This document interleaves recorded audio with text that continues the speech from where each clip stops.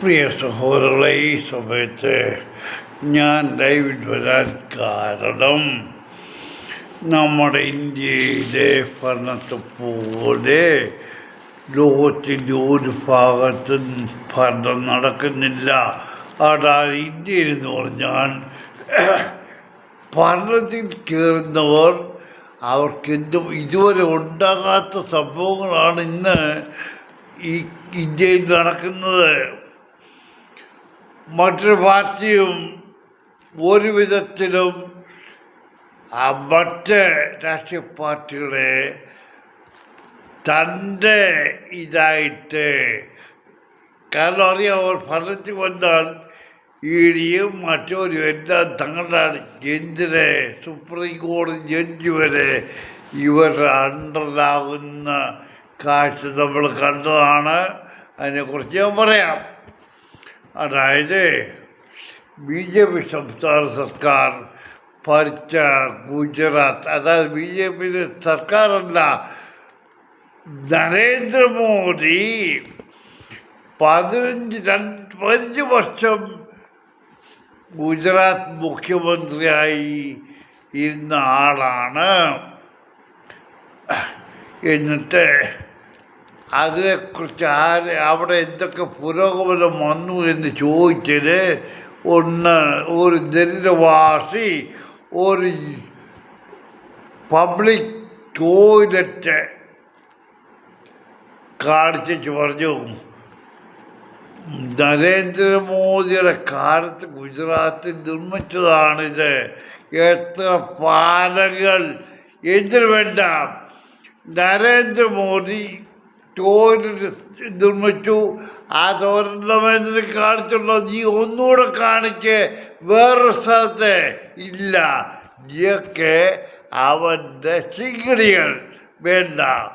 നരേന്ദ്രമോദി 15 വർഷം ഗുജറാത്തിൽ മുഖ്യമന്ത്രിയായിരുന്നിട്ട് എന്ത് പുരോഗമനം ഉണ്ടായി അവിടെ? ഇന്നും നരേന്ദ്രമോദിയുടെ ഒഫീഷ്യൽ ഹൗസിൻ്റെ ചുറ്റുപാടുമുള്ള ചേരി പ്രദേശങ്ങൾ ചേരിയെല്ലാം ഒഴിപ്പിക്കാൻ ഉത്തരവ് വന്നു എന്നാണ് എൻ്റെ അറിവ്. എന്തിന്? നമ്മുടെ എയർപോർട്ടും സീപോർട്ടും എല്ലാം കൂടി അദാനിക്ക് 1 രൂപ ഇയർലി ഇതിനു വേണ്ടി ഓരോ ഏക്കർ സ്ഥലം, അതായത് ഏക്കറുകൾ ഇരിക്കുന്ന സ്ഥലം 1 രൂപ ഇതിൽ നരേന്ദ്രമോദി എഴുതി കൊടുത്തു, എഗ്രിമെൻ്റ് എഴുതി കൊടുത്തു. എന്നാൽ ഈ നരേന്ദ്രമോദിയുടെ വീടിന് ചുറ്റുമുള്ള ചേരി പ്രദേശങ്ങളുള്ള ആ പാവം പിടിച്ചവർക്കും സ്ഥലം അവരുടെയാണോ എന്തൊന്നും നോക്കേണ്ട ഇക്കാര്യം. നിങ്ങൾ ഒഴിപ്പിക്കുമ്പോൾ അവരെ ഒഴിപ്പിക്കുമല്ലോ, അവർ സ്ഥലമാണോ നോക്കത്തില്ലല്ലോ. എന്നാൽ എന്തുകൊണ്ട് നരേന്ദ്രമോദി ഈ ജനങ്ങൾക്ക് വേണ്ടി ഈ അദാനിക്ക് കൊടുത്ത പോലെ കുറച്ച് സ്ഥലം അനുവദിച്ചു കൊടുത്തുകൂടെ? അവർക്കൊരു കൂടിലെങ്കിലും വെച്ച് താമസിക്കാനുള്ള അവസരം കൊടുക്കുന്നില്ല. നരേന്ദ്രമോദിക്ക് ഉത്തരം പറയാവോ? വേണ്ട. നിസാരം. നരേന്ദ്രമോദി താങ്കൾ വിവാഹം ചെയ്തവനാണ്. തൻ്റെ ഭാര്യ താൻ ഉപേക്ഷിച്ച ശേഷം ഓരോ സ്കൂൾ അധ്യാപികയായിട്ട് റിട്ടയർ ചെയ്ത് ഇന്നും തനിക്ക് വേണ്ടി പ്രാർത്ഥിക്കുന്ന ഒരു സ്ത്രീയുണ്ട്. അവരെ താങ്കൾ സ്വീകരിക്കാൻ തയ്യാറാണോ? താങ്കൾ വിവാഹം കഴിച്ചിട്ടില്ല പറഞ്ഞു, ഒടുവിൽ സത്യം പുറത്തു വന്നു.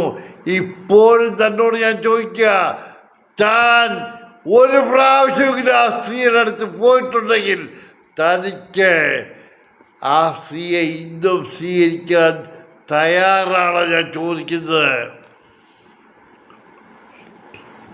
ഞാൻ കൂടുതൽ പറയുന്നില്ല. എന്തിന്? നരേന്ദ്രമോദിയുടെ ഭരണം വളരെ നല്ലതാണ്. ആർക്ക്? ഏതെല്ലാം ക്രിമിനലുകൾ ഏതെല്ലാം തട്ടിപ്പും വെട്ടിപ്പും നടത്തിയവർക്ക് രക്ഷപ്പെടാനുള്ള ഒരു ആശ്രയം BJP ആണ്. അത് പല ഉദാഹരണങ്ങളും ഞാൻ പറയാം. അതിനേക്കാൾ കൂടുതലായിട്ട് ഇന്ത്യയുടെ ഏറ്റവും അഭിമാനം ഉയർത്തിപ്പിടിച്ച ഗുസ്തിച്ചാലുകൾ പെൺകുട്ടികൾ റെസ്ലിംഗ് അസോസിയേഷൻ പ്രസിഡന്റ് ആരായിരുന്നു? ബ്രിജ്ഭൂഷൺ. അവന് ഗവൺമെൻറ്റിൽ നിന്ന് ഓഫീസ് കൊടുക്കത്തില്ലയോ? ഇല്ലാതല്ല, വേണ്ട. എൻ്റെ വീട്ടിൽ അത് ഗവൺമെൻറ് സൗജന്യമായിട്ട് ഏറ്റവും ഇതായിട്ട് ചെയ്യുക. കാശ് മുടക്കണ്ട ഗവൺമെൻറ്, കാരണം ഗവൺമെൻറ് കാശില്ല. അതിനെക്കുറിച്ച് ഞാൻ പറയാം. അവൻ്റെ വലിയ ബംഗ്ലാവിൽ തന്നെ റെസ്ലിംഗ് അസോസിയേഷൻ്റെ ഓഫീസ് സ്ഥാപിച്ചിരിക്കുകയാണ്. കാരണം അവിടെ വരുന്നത് വേറെ ഒന്നുള്ളതല്ല, ഏറ്റവും ഗുസ്തിച്ചാലുള്ള ഹരിയാന വടക്കേ ഇന്ത്യയിൽ നിന്നുള്ള പെൺകുട്ടികളാണ്.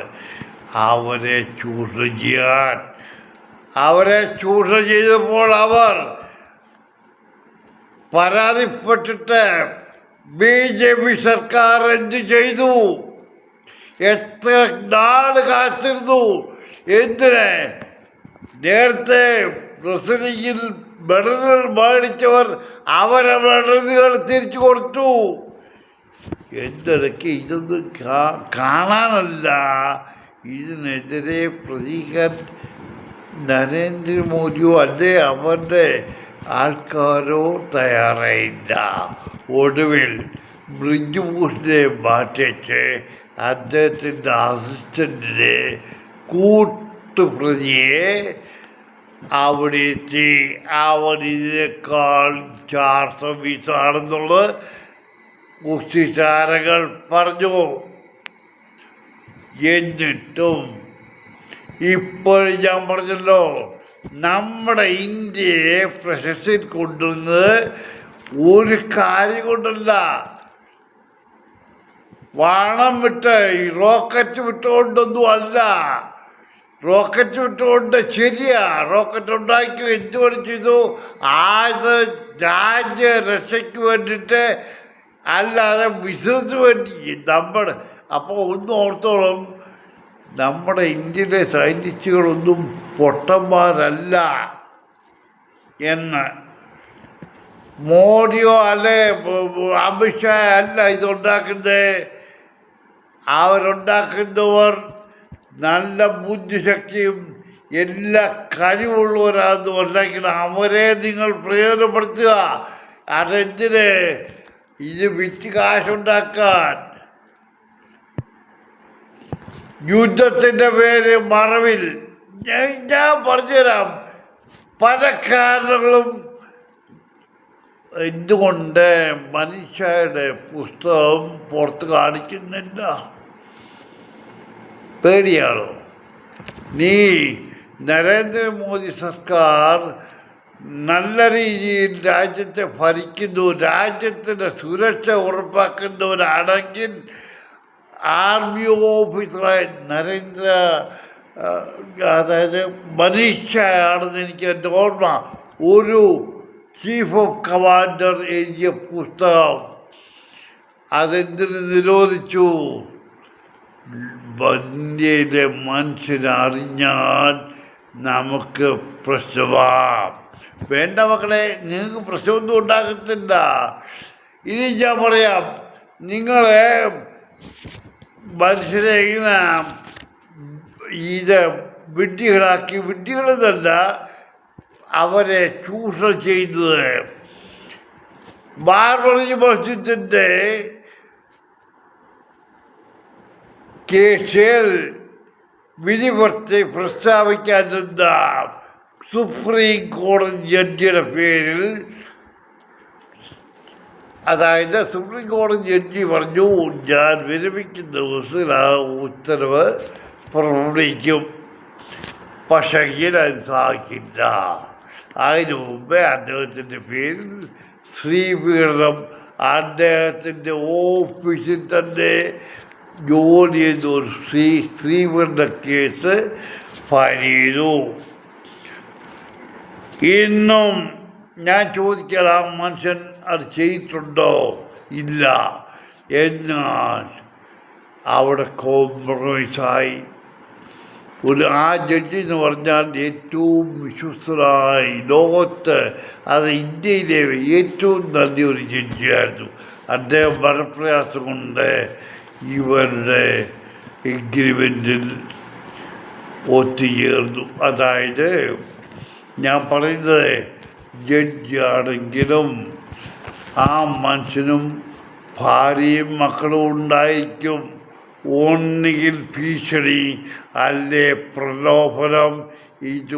ഇതാണ് ഇന്ന് കേരളത്തിൽ നടക്കുന്നത്. അതുകൊണ്ട് പ്രലോഭനം കൊണ്ട് അദ്ദേഹത്തിന് BJP-യിലേക്ക് ചേർത്ത് ഇന്ന് BJP-യുടെ ഒരു ഉന്നത സ്ഥാനത്ത് അദ്ദേഹം ഇരിക്കുന്നു. സുപ്രീം കോടതിയിൽ നിന്ന് റിട്ടയർ ചെയ്ത ജഡ്ജി. അദ്ദേഹത്തിൻ്റെ പേര് വേണേൽ ഞാൻ പറയാം, പോട്ടെ. ഇതൊക്കെയാണ് നടക്കുന്നത്. BJP നല്ല പാർട്ടിയാണ്. അവർ ചെയ്തെന്തുവാ? തങ്ങൾക്കെതിരെ ഏതെങ്കിലും ഒരു ശബ്ദം ഉയർന്നു വന്നാൽ അവരെ ED-യോ CBI-യോ അവരെ കൊണ്ട്, ED പ്രത്യേകമായിട്ട് അവരെ കൊണ്ട് പിടിച്ച് ജയിലിലാക്കുക. ഇതൊക്കെ എത്ര നാൾ നടക്കും മക്കളെ? നരേന്ദ്രമോദിയോട് ഒരു ചോദ്യം. താങ്കൾ വിവാഹം കഴിച്ചിട്ടില്ല എന്ന് നേരത്തെ പറഞ്ഞു, കഴിച്ചിട്ടുള്ളത് പിന്നെ പറഞ്ഞു. ഇന്നും താങ്കളുടെ ഭാര്യ ജീവനോടുണ്ട്. താങ്കൾ ഉപേക്ഷിച്ച് പോന്നപ്പോൾ അവർ സ്കൂൾ അധ്യാപികയായി ജോലി ചെയ്തു, റിട്ടയർ ചെയ്തു. ഇന്നും അവർ പ്രാർത്ഥിക്കുന്നത് തനിക്ക് വേണ്ടിയാ. തനിക്ക് ചുണയുണ്ടോ അവരെ ഇന്നും തൻ്റെ കൂടെ താമസിപ്പിക്കാൻ? ഒക്കത്തില്ല. അപ്പോൾ തൻ്റെ ഭാര്യ കൂടെ നിർത്തിയാൽ മറ്റുള്ളവർ മറ്റ് പരിപാടി നടക്കത്തില്ല. ഞാൻ ഓപ്പണായിട്ട് പറയുക, നരേന്ദ്രമോദി ആത്മാർത്ഥതയുള്ള മനുഷ്യനാണെങ്കിൽ താൻ തൻ്റെ ഭാര്യ ഒരിക്കലെങ്കിലും പോയിട്ടുണ്ടെങ്കിൽ, താൻ വിവാഹം ചെയ്ത ഭാര്യ ഒരിക്കലെങ്കിലും പോയിട്ടുണ്ടെങ്കിൽ അവളെ ഇന്ന് നിന്റെ ഔദ്യോഗിക വസതിയിൽ കൊണ്ട് താമസിപ്പിക്കണം. മറ്റ് പെണ്ണുങ്ങളെ നീ എവിടെങ്കിലും കൊണ്ടുപോയി ചെയ്യടാ. എന്നാലും ആ സ്ത്രീയുടെ കണ്ണീർ നിനക്കൊരു ശാപമായി മാറും. നീ അവളെ കൊണ്ട് നിൻ്റെ കൂടെ താമസിപ്പിച്ചില്ല എങ്കിൽ എന്ന് നീ മനസ്സിലാക്കൂ.